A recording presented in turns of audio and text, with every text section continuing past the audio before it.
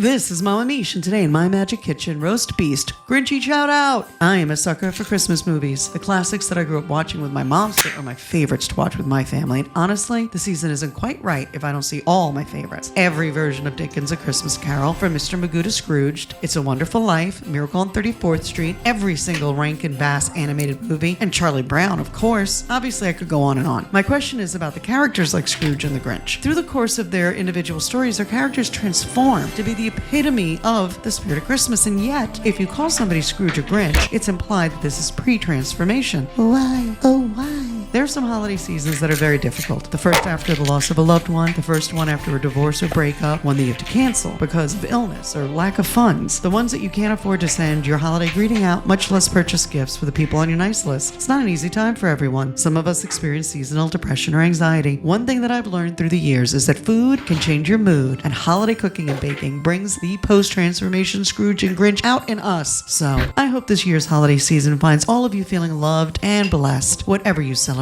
let Mama Miche make your kitchen magic. Let's eat.